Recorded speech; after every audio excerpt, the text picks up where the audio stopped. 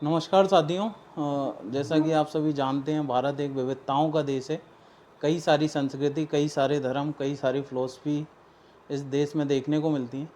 उन्हीं फ़िलॉसफ़ीज़ में से एक फ़िलॉसफ़ी है जिसमें एक कल्चर बताया गया है कि आप अगर पाप करते हैं, बाकी सारे धर्म कहते हैं, बाकी सारी फ़िलॉसफ़ी कहते हैं आप कोई पाप करते हैं तो पाप करते हैं। लेकिन इस धर्म में अगर आप पाप सोचते भी हैं, मान लीजिए मुझे कुछ किसी से ईर्ष्या है, किसी से कुछ जलन होती है और मैं उसके बारे में कुछ गलत सोचता हूँ, तो उस धर्म में इसे भी गलत माना गया है।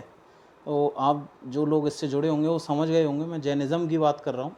तो आज के वीडियो में हम जैनिज़्म को समझेंगे, क्या जैनिज़्म की फ़िलॉसफ़ी है, क्या हिस्ट्री है और क्या-क्या बातें हैं जो हमको सीखनी चाहिए, चाहे हम किसी भी धर्म के से जुड़े हों। तो इसके लिए आज हमारे साथ वीरेंद्र भैया जुड़े हुए हैं। वीरेंद्र भैया इंदौर से हैं। तो सर बहुत-बहुत स्वागत है आपका। धन्यवाद। तो सर पहला क्वेश्चन यही है कि क्या है जैनिज़्म?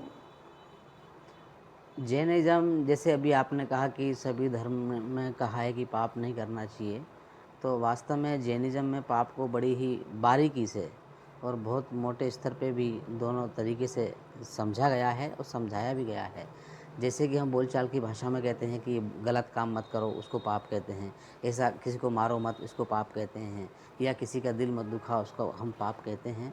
वास्तव में देखा जाए या थोड़ा-सा अपन समझें कि जिसके कारण अपने को दुःख हो, अपनी आत्मा को दुःख हो, ऐसा कोई भी बुरा काम हो, उसको हम लोग पाप की डेफ़िनेशन में उसको डालते हैं। तो वास्तव में ऐसा कोई भी बुरा काम जिसके कारण से हम परेशानी में आ जाएँ, हमारी आत्मा कष्ट में आ जाए और हमारे साथ में रहने वाले भी दुःख का महसूस करें, इस प्रकार के कोई भी काम हम ना करें, उसको हमने कहा है कि हमको पाप नहीं करना है। सिर्फ़ जैन धर्म ही नहीं और भी अन्य धर्मों में भी किसी भी प्रकार के पाप को करने के लिए मनाही ही किया गया है। तो एक और क्वेश्चन है इसी से जुड़ा हुआ कि जैसा आपने बताया कि किसी भी तरह का पाप करना इसमें गलत बताया गया है धर्म में। और मान लीजिए कई लोगों की मेंटलिटी होती है, उन पे ऐसा कोई असर नहीं होता है। जैसे कई सारे वीडियो भी आते हैं जानवरों के साथ कुछ उनको मार रहे हैं। एक अभी केरल में भी एक केस आया था, वहाँ पे कुछ बच्चों ने एक हाथी का बच्चा था, उससे कुछ फटाके खिला दिए। बाद में उसके पेट में इतनी जलन हुई, वो 8 घंटे तक पानी के अंदर बैठा रहा एक नदी में और आखिरी में डेथ हो गई। लेकिन फिर भी वो लोगों का माइंडसेट वो कैसे बदलें कि मतलब मेरे अंदर ही मान लीजिए कुछ है तो मैं ऐसा क्या करूं जैनिज़्म के अनुसार कि मेरा वो माइंडसेट हो जाए कि मुझे अंदर भी करुणा आए, मेरे अंदर भी। सही है, आपका विचार जो है वास्तव में मतलब मानव ही नहीं बल्कि पशुओं के लिए भी इतना अच्छा आप सोच रहे हैं। जैसे केरल में उन बच्चों ने हाथी के साथ में ऐसा व्यवहार किया जो कि नहीं करना चाहिए, ये पाप की कैटेगरी में ही आता है। हम देखें ये कैसे रोका जाए या कैसे लोगों को ये समझाया जाए कि पाप नहीं करना चाहिए, तो सबसे पहले एक छोटी-छोटी बातें हैं कि पाप होते कितने प्रकार के हैं, पाप किसको कहते हैं तो अपन समझ चुके हैं। जैसे कि हिंसा, किसी को मारना, सताना या किसी भी तरीके से उसको दुःख पहुँचाना, ये सब हिंसा की कैटेगरी में आता है। और खाली इतना ही नहीं कि हम किसी को चाँटा मारें तो वो हिंसा है, या हम किसी को तलवार से मारें तो हिंसा है, या हम किसी को रिवॉल्वर से मारें तो हिंसा है, जान से मार दें तो हिंसा है।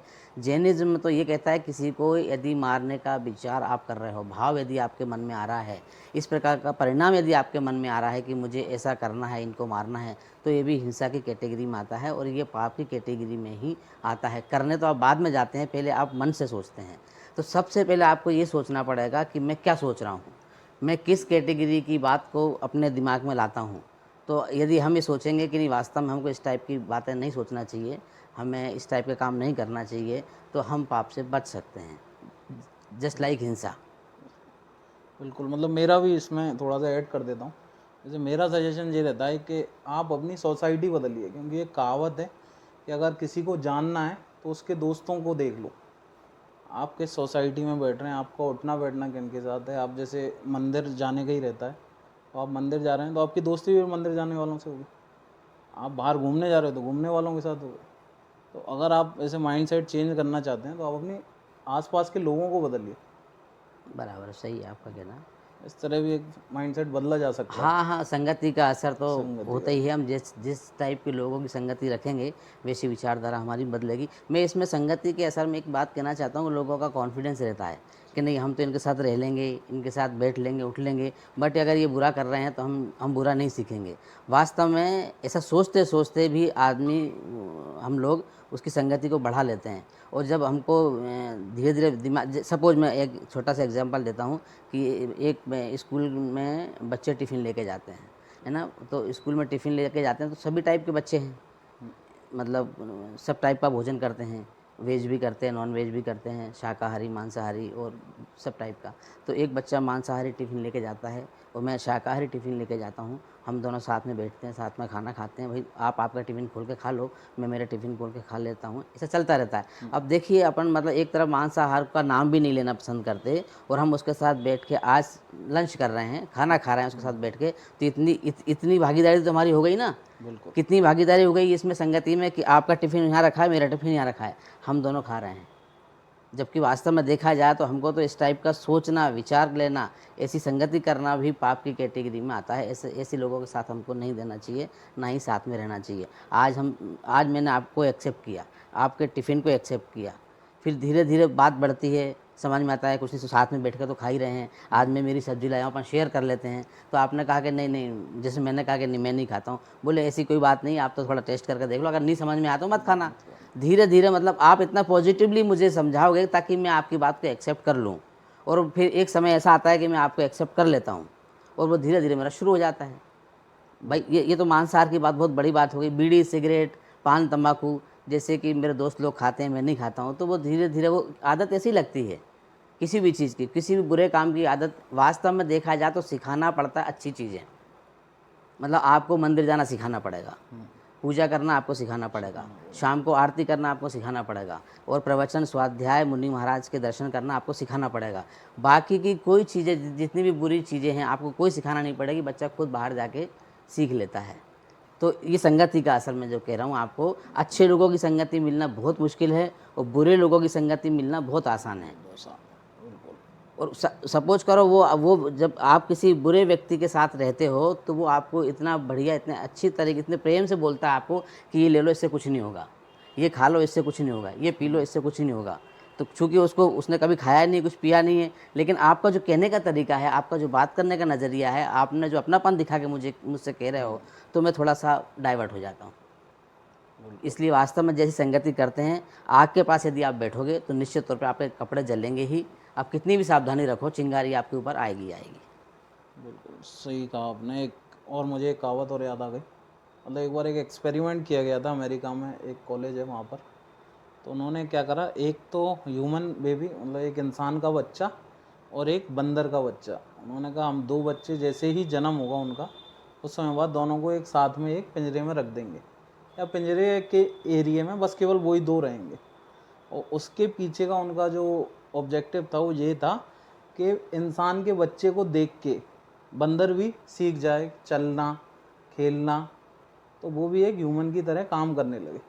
6 महीने उनको साथ में रखा, बाद में पता चला कि बच्चा बंदर जैसी हरकतें करने लगा, क्योंकि क्या नेगेटिव एनर्जी खींच लेती। वो आसान लगा उसे, उसने वो कर लिया। इंसान जो करता है वो कठिन होता है, बैठना फिर चलना, उस उम्र में जब 2 साल का बच्चा हो। एक ये जो आप बता रहे हैं, मतलब एक नेगेटिव एनर्जी जल्दी अट्रैक्ट करेगी और पॉजिटिव नहीं करेगी। नहीं, मेरा आपकी बात शत प्रतिशत सही है, हो सकती है। मेरा कहना है इसका अपन उल्टा ले लो एक मिनट के लिए। जब कोई मदारी बंदर को पालता है, अपनी जीवनचर्या चलाने के लिए पालता है, बंदर को वो सिखाता है जो उसको सिखाना है, और वो बंदर सीखता है। ठीक है। भाई उसको उछल कूद करना तो आता ही है, रस्सी पर चलना सिखा देता है। उसने कह दिया कि ये बंदर, इसके पास चले जाओ, चले जाता है, उसकी जेब में से पैसे निकाल लेता है। मतलब ये है कि बंदर को भी यदि आप ट्रीट करोगे, सिखाओगे, तो वो जो अच्छी बातें भी सीख जाएगा। वो ये सिखाने का तरीका है। आप बिल्कुल, जैसे भी आपने धर्म गुरु के बारे में सिखाने भी का कहा। तरीका, लेकिन अब दोनों को आप सेल्फ छोड़ दोगे हाँ, तो फिर वो दोनों स्वतंत्र है ना, दोनों सब। वो दोनों अच्छा बुरा डिफाइन नहीं कर पाएंगे। बेस चाहिए कुछ उनको। और कुल मिला के अपब्रिंगिंग, मतलब आप कैसे पाल रहे हैं बच्चे को, कैसे क्या पाल रहे हैं, परवरिश दे रहे हैं, क्या उस परवरिश पर दे रहे निर्भर हैं, ज़्यादा है। ये ज़रूरी है। अगर स्टार्टिंग में ही सब चीज़ें आपको सिखा दी जाएँ तो बड़े होने पे इतनी दिक्कत नहीं आएगी। धीरे धीरे सिखा दी जाए सब चीज़ें, तो स्टार्टिंग में सिखाना मुश्किल है। आप उसकी एज वाइज सिखाते जाओ आप कि इस उम्र में क्या ज़रूरी है इसको, फिर बड़ा हो गया तो अब क्या ज़रूरी है, कब देव दर्शन ज़रूरी है, देव दर्शन के बाद फिर उसको पूजा करना सिखाना है, अभिषेक करना सिखाना है, प्रवचन सिखाना है, स्वाध्याय करना सिखाना है, बुक पढ़ना सिखाना है, ये सब उम्र वाइज। एक और मेरा कंसर्न है मतलब जैनिज़्म को लेके, ये जो जैन धर्म है मतलब काफ़ी स्ट्रिक्ट है।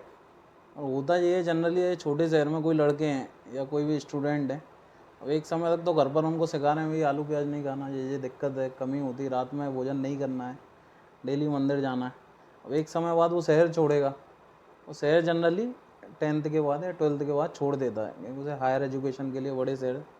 और जैसा आपने अभी बताया था आपके साथ वाला टिफ़िन में कुछ खा रहा है, तो वो चीज़ वो वहाँ भी देखेगा। तो इस चीज़ को कैसे रोक सकते हैं अपन, क्योंकि जल्दी लोग भटक जाते हैं, क्योंकि उस उम्र में निकलते हैं और निकलते ही और कहते घर पे तो पता चल नहीं रहा है। जैसा आपने बताया, पास वाला कहेगा यार खा ले, क्या पता चल रहा है, तू यहाँ पे, घर वाले तेरे वहाँ हैं। उसको कैसे अवॉइड कर सकते हैं? नहीं, अवॉइड नहीं कर सकते हैं, बच्चे को ट्रीट घर से ही मिलता है। जैसे आपने कहा कि 10th से बाहर जाएगा या 11th से बाहर जाएगा या 12th से बाहर जाएगा, जी। तो वास्तव में हम पेरेंट्स हैं, तो बच्चे को कहाँ भेजना है और बच्चे को कहाँ, उसको स्वयं को कहाँ जाना है, ये दोनों बैठ के डिस्कस करें। साथ में उसको जो आपने शिक्षा दी है, जो नियम उसको बताए हैं, उसको भी आप ध्यान में रखें।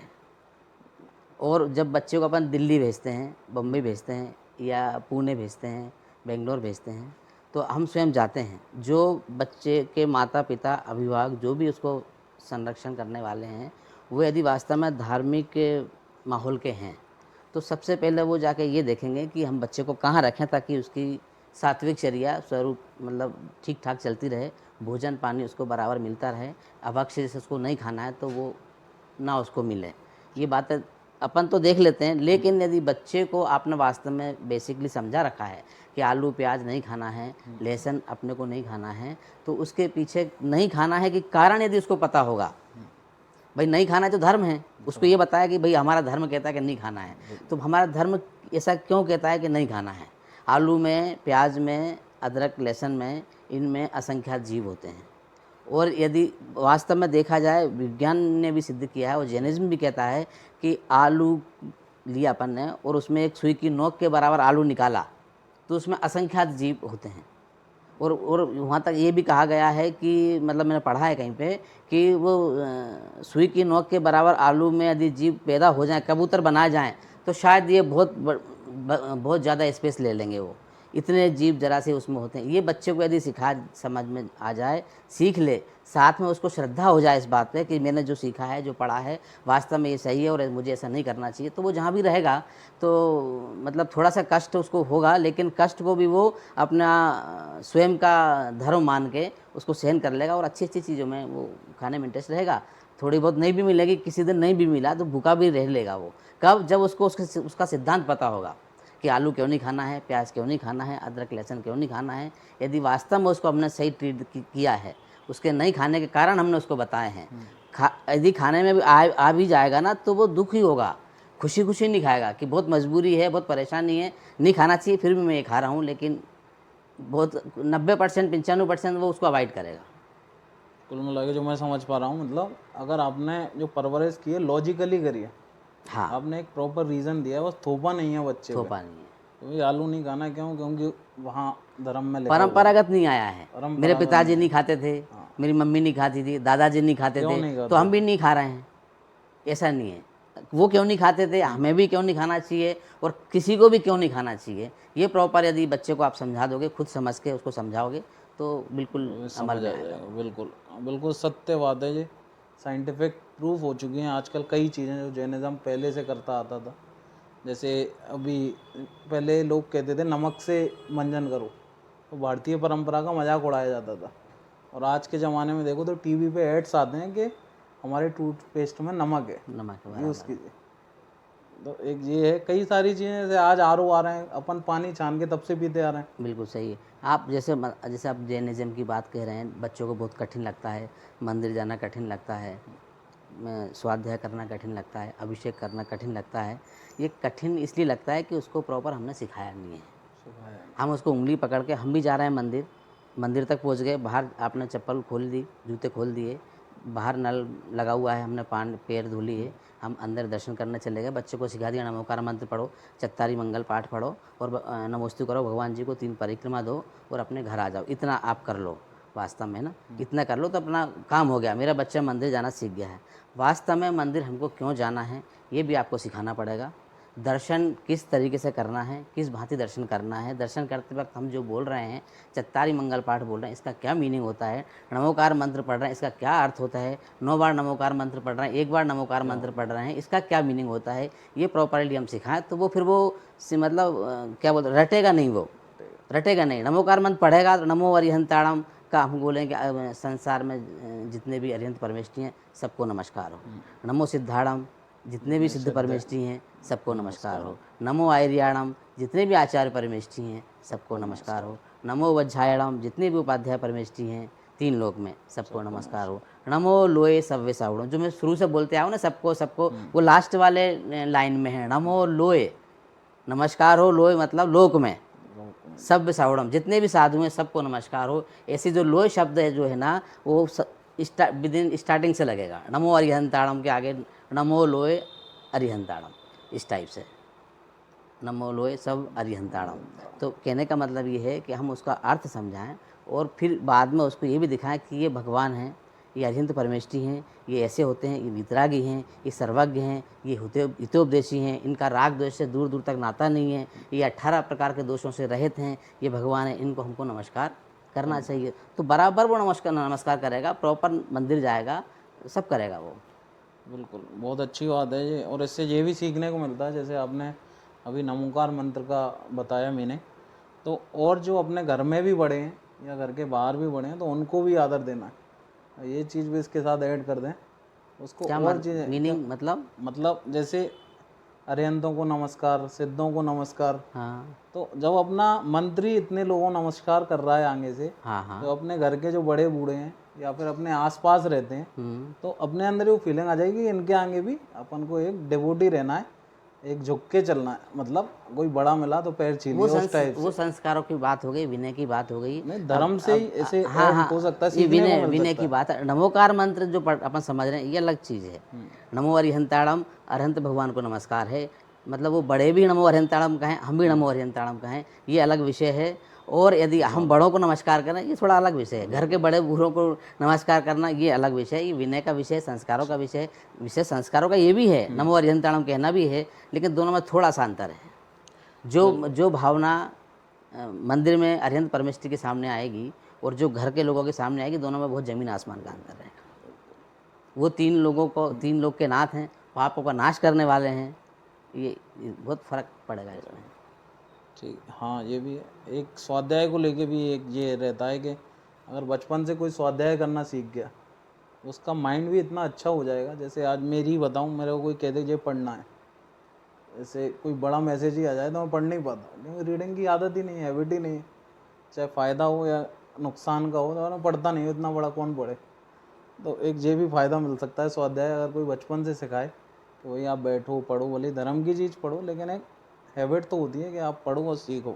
नहीं, आपकी बात सही है, आपको जैसे बहुत सारा कुछ पढ़ना हो जी, तो आपको पढ़ने की हैबिट नहीं है, हैबिट नहीं, सुनने की हैबिट है। सुनने की है, मीडिया पे आप गाने सुनते हो, बिल्कुल। एक बार उसमें भी एक वो हो गया है। सभी टाइप के भजन सुनते हो, सभी टाइप के गाने सुनते हो, लेक्चर सुनते हो, पढ़ते हो आप मीडिया पे, क्लास नहीं जाते पढ़ने के लिए, आज के बच्चे मीडिया सब उस पर यूट्यूब पे इस पर पढ़ लेते हैं।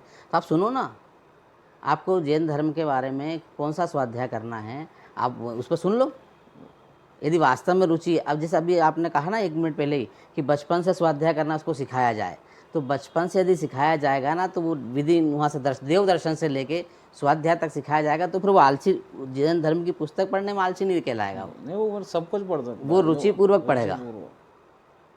जैसे जानने की जिज्ञासु जो हो और ये गया। स्वाध्याय से ही उसको ज्ञान होगा कि मुझे देव दर्शन करना चाहिए। हमारे बड़े बुजुर्ग जो हैं, हमको जिन्होंने संस्कार दिए कि आपको देव दर्शन करना चाहिए, देव का अभिषेक करना चाहिए, पूजन करना चाहिए, आरती करना चाहिए और स्वाध्याय करना चाहिए, ये सब स्वाध्याय से ही ज्ञान आता है। सही कहा आपने। और थोड़ा सा अपन जैनिज़्म की और फिलोसफी के बारे में बात कर लेते हैं। जैसे जैनिज़्म के 5 वो तत्व हैं जिन पे जैनिज़्म टिका हुआ है, उनके बारे में कुछ। 5 तत्व बोले तो अहिंसा, सत्य, आचौर्य और ब्रह्मचर्य तो नहीं, असत्य, ब्रह्मचर्य, ब्रह्मचर्य अपरिग्रह। और अपरिग्रह, है ना, ये 5 हैं। अभी अपन ने पाप की बात करी थी शुरू में। जी। ये जैनिज्म में मूल रूप से 5 पाप, हिंसा, झूठ, चोरी, कुशील, परिग्रह, ये 5 पाप हैं।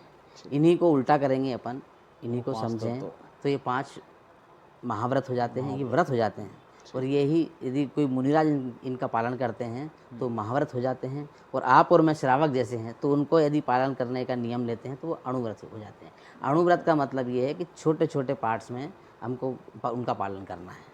और महाव्रत का मतलब है कि जैसा समझाया गया है, जैसे अहिंसा महाव्रत है, तो अहिंसा में जो जो आपको सावधानी बरतनी कहेगी, उसमें कोई वो आपके लिए छूट नहीं है महाव्रत में कि नहीं ये चल जाएगा, ऐसा उसमें नहीं है।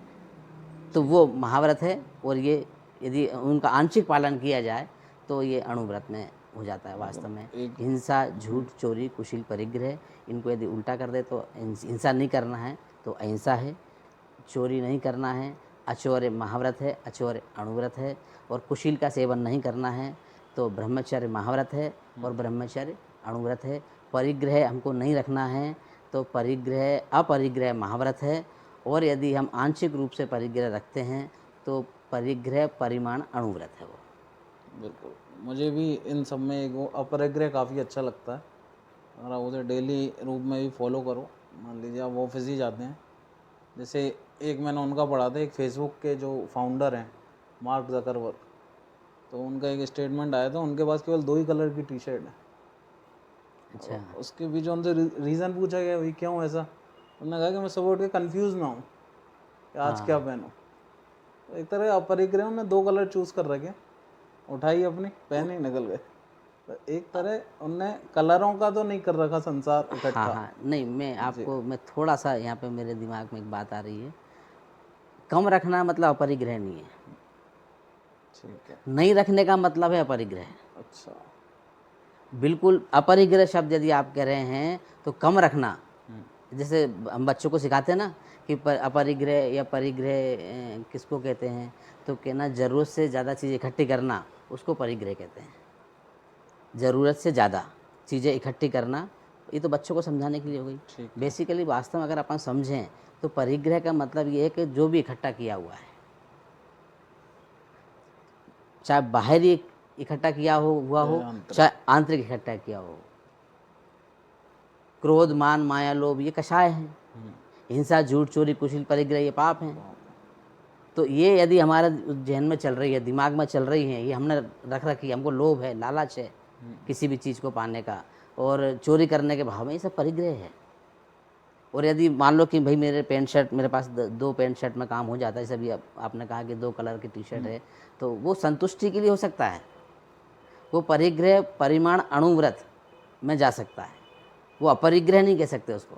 ठीक, टाइप ऑफ अपरिग्रह कह अपरिग्रह सकते मतलब हैं। बिल्कुल सब छोड़ दिया आपने, सबको छोड़ अब दिया। कुछ नहीं है आपके पास। आपने बाहरी भी परिग्रह, बाहर की जो दिखाई देने वाली चीज़ें हैं वो भी आपने छोड़ दी हैं, और अंतर की जो है, जो क्रोध, मान, माया, लोभ, हिंसा, इस टाइप की जो चीज़ें हैं, राग द्वेष जो हैं, वो भी हमने छोड़ दी हैं, तो फिर आप अपरिग्रह हैं। एक और कई चीज़ में देखने को मिलती हैं धर्म को लेके, कि धर्म क्या हावी हो जाता है लोगों पे, धर्म को समझने की अपेक्षा वो फॉलो करे जा रहे हैं। क्योंकि महाराज ने ऐसा कहा, किसी साधु ने ऐसा कहा, तो भाई अब जैसे एक थी लेडीज़ मिली थी मेरे को, गाड़ी में जा रहे थे हम लोग, उनका व्रत था, उनको वॉमिटिंग हो गई। वॉमिटिंग हुई तो सबने कहा भाई पानी पी लो, कुल्ला कर लो, नहीं मेरा तो व्रत है।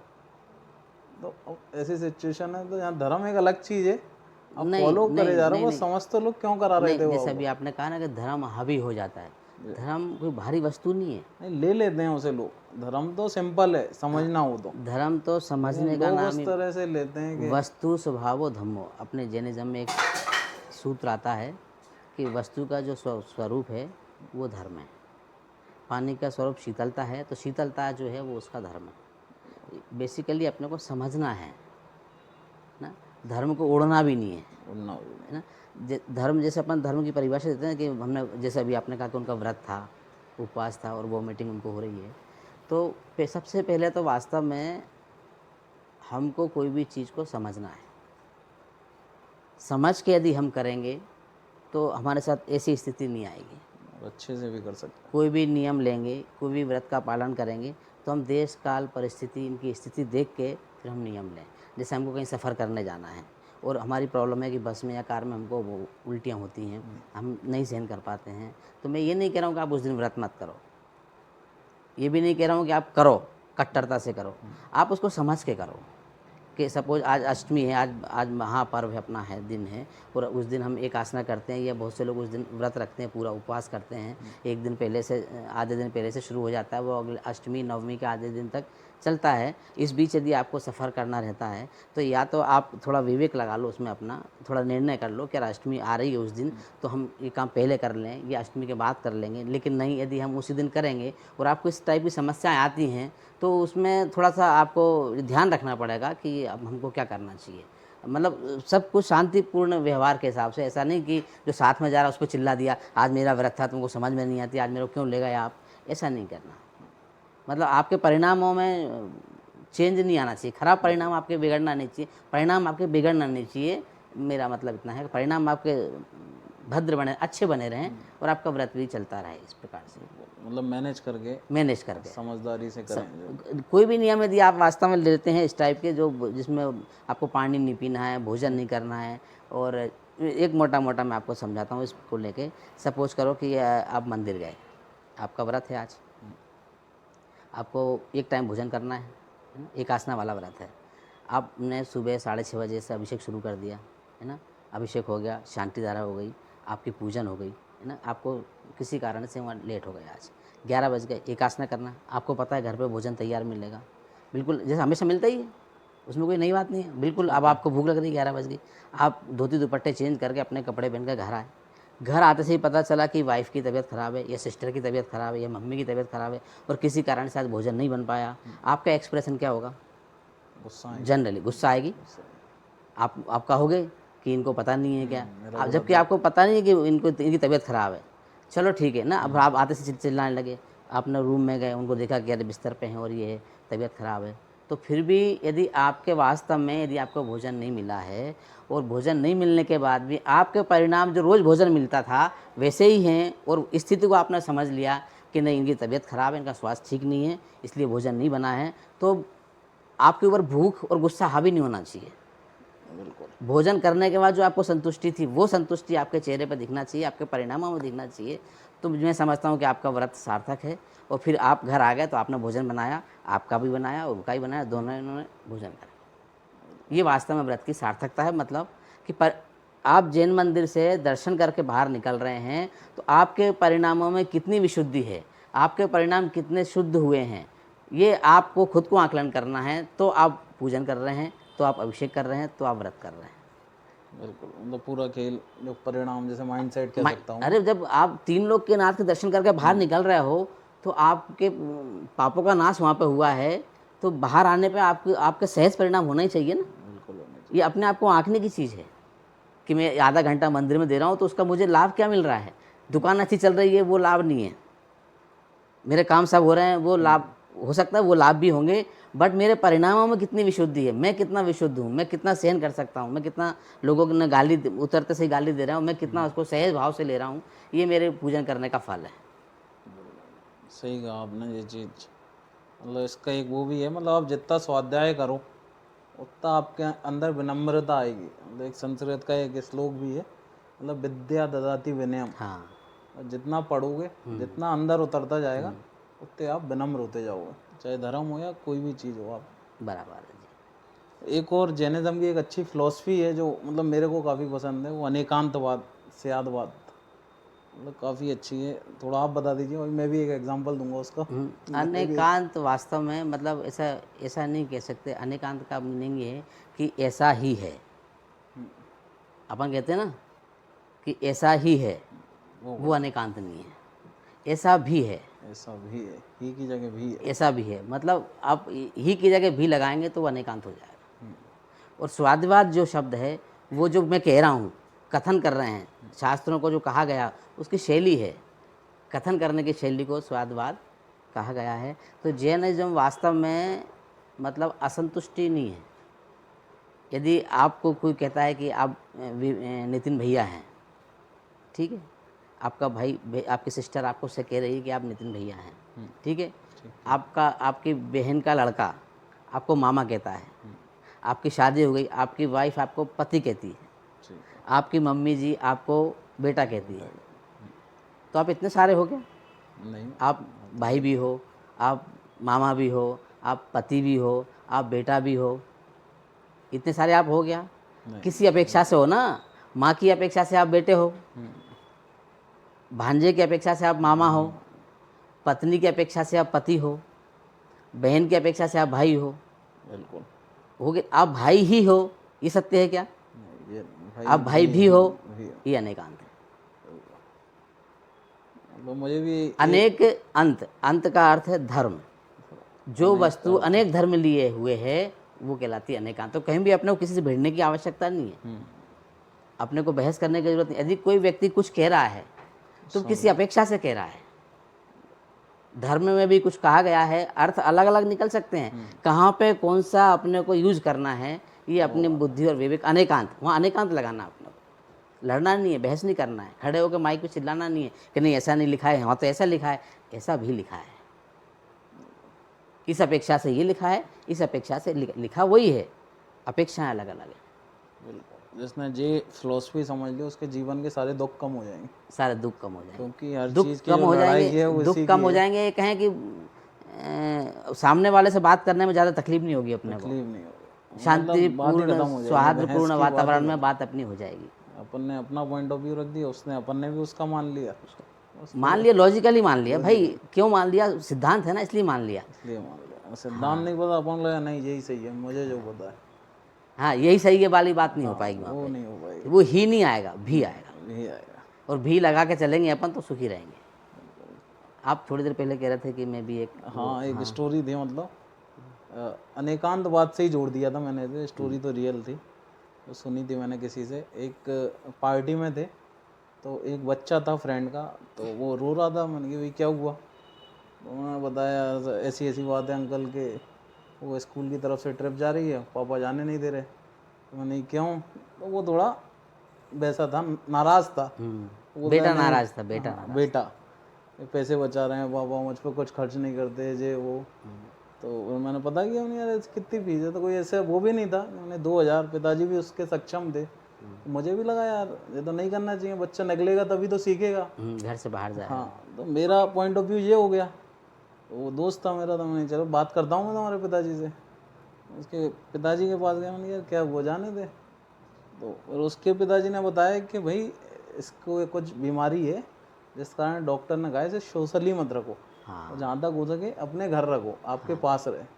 तो तुरंत मेरा पॉइंट ऑफ व्यू चेंज हो गया। बराबर है। अब भैया पिताजी से ही है, पिताजी सही है। मतलब अगर मैं पिताजी पास नहीं जाता, मेरे सोच में तो यही होता कि भाई वो गलत है, लड़का सही है। हाँ, सही है। देख, अनेकांतवाद ये है कि दूसरा पक्ष सुना ही नहीं सुना ही आपने, नहीं है आपने। हाँ, एक पक्ष पे एक पक्ष निर्भर ये हो भी गए है। तो वहाँ गलत हो जाता। हाँ, किस अपेक्षा से मना कर रहे हैं वो? किस अपेक्षा से? क्योंकि लड़के के मन में तो ये था, उसे बता भी नहीं पा रहे कि भाई तेरे को हाँ, ये तुझे कारण से नहीं तुझे जाने ये दे रहे। बीमारी है, बराबर है। तो अगर मतलब मेरा जो पर्सनल है अनेकांतवाद को जिसने समझ लिया ना, उसकी कभी लड़ाई झगड़े हाँ, नहीं नहीं, बिल्कुल नहीं होंगे। आराम से विनम्रता से काम हो विनम्रता से जाएगा काम सब। हो जाएगा। और साथ में ये भी है, अनेकांत और स्वादवाद तो अपनी जगह है ही सही।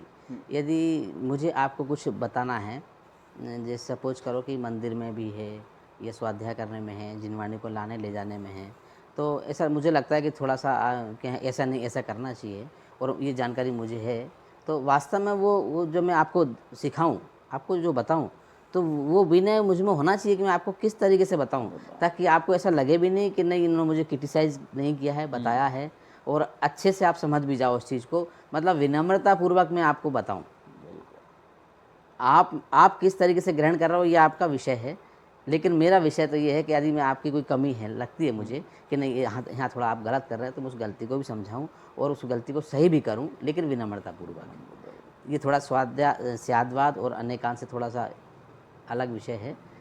विनम्र होकर आपको धर्म के बारे में किसी को यदि लाइन पे लाना है, उसको दुरुस्त करना है, तो आप में वो विनय होना चाहिए कि आप कितना झुक के उस बात को समझा सकते हो, बजाय इसके कि 4 लोगों के सामने पहले डांटो उसको।